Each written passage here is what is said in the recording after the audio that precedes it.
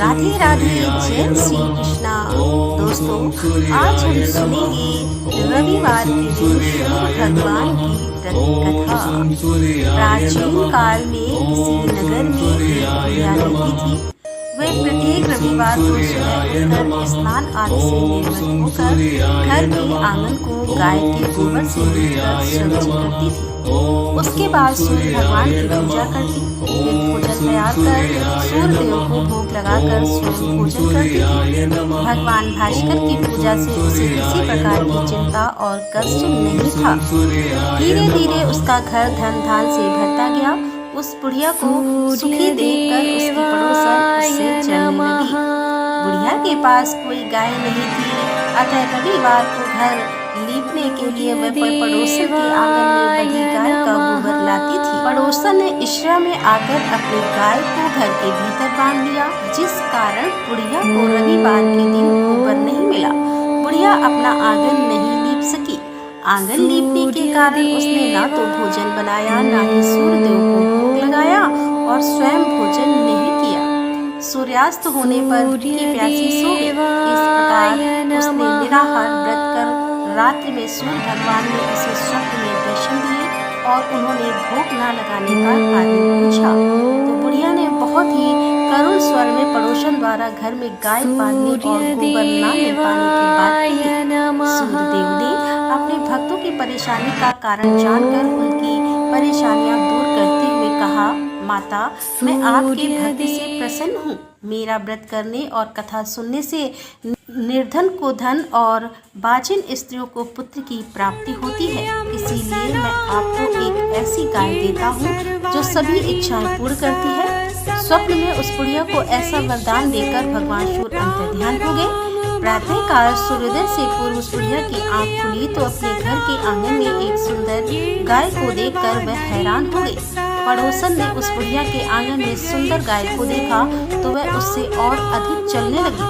जैसे ही गाय ने सोने का गोबर किया, पड़ोसन की आंखें फट गई। पड़ोसन ने उस बुढ़िया को आसपास ना पाकर तुरंत उस गोबर को उठाया और अपने घर ले गई तथा अपनी गाय का गोबर वहां रखाई। बुढ़िया को सोने के गोबर के बारे में पता ही नहीं चला।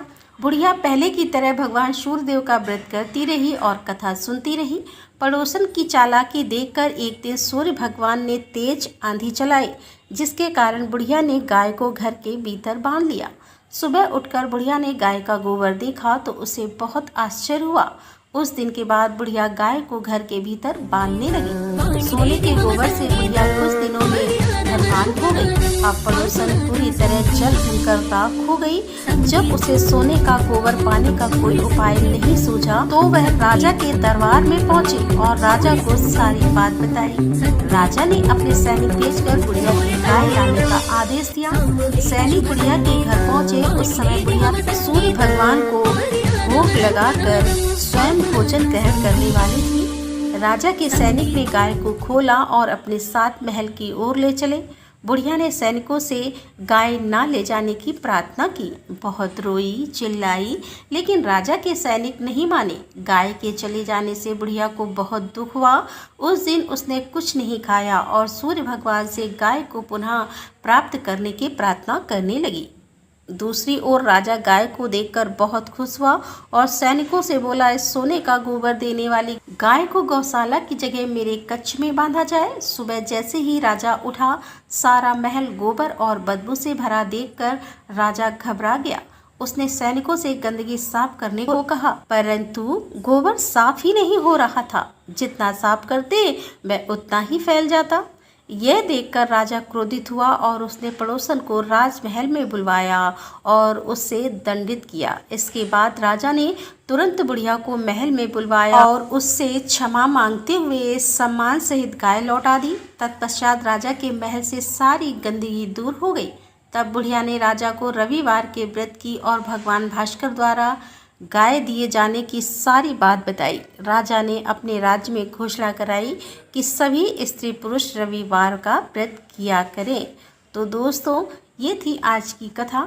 उम्मीद करती हूँ ये कथा आपको पसंद आई होगी। यदि कथा पसंद आई हो तो वीडियो को लाइक करें, शेयर करें और हमारे चैनल को सब्सक्राइब कर लें। तो दोस्तों, मिलते हैं अगले वीडियो के साथ। तब तक के लिए राधे राधे, जय श्री कृष्णा, हर हर महादेव, जय भोलेनाथ की।